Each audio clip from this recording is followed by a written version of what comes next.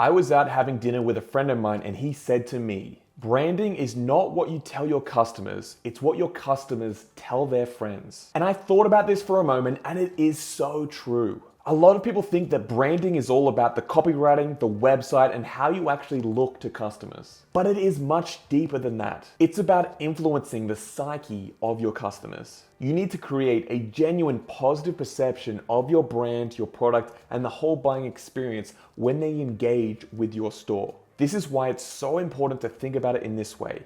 When you are running your store, you're trying to win customers. You're not trying to win sales, purchases, or orders. And you need to understand the power of winning a valuable customer.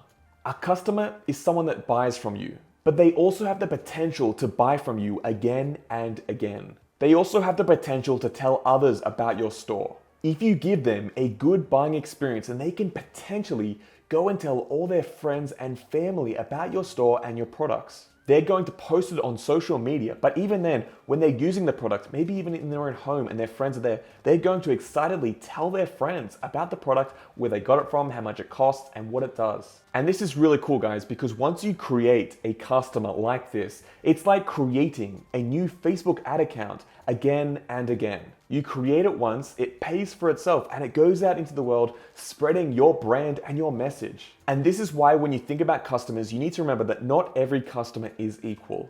You can create customers that are super fans, but you can also create customers that buy from you once and they never buy from you ever again. Think about Apple and their customers. Apple does such an incredible job at creating an epic buyer and user experience that they create millions of these super fans who go out into the world and tell everyone about the products. They keep buying these products for years and years. They tell all their friends about them. The brand becomes more than just a supplier of a product. The brand becomes an identity to this customer. And can you say the same about your store? And maybe you'll say, Sam, I can't compete with Apple. I don't have all the marketing budget. I don't have all the skilled people with years of branding experience. I can't compete with them.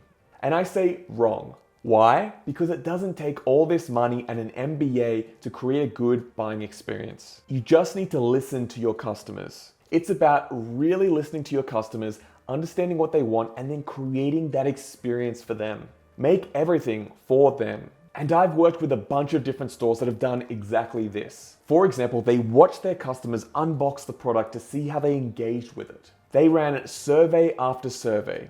They had these phone interviews where they questioned their customers to find out what they really wanted. They obsessed about how they could create the best buying experience possible for their customers. And so when a new customer comes into their funnel and interacts with that brand in any way, that customer is interacting with hours and hours of tweaking, optimizations, research, and configuring that buying experience to be the best buying experience possible. The competitors of these stores I've worked with didn't stand a chance. And that's why it's so important to win customers and win them well, rather than just trying to get as many purchases, as many orders as possible. Sales are important, but trust me, once you figure out how to maximize this customer lifetime value, your store just scales so much more quickly than if you're just trying to win every single customer, any volume. It makes all your paid marketing easier and you're just gonna grow your store much more quickly. That's it for today's video, guys. If this video was helpful, give it a like, let me know in the comments below. Check out my other videos and subscribe if you wanna learn more about growing your e-commerce store.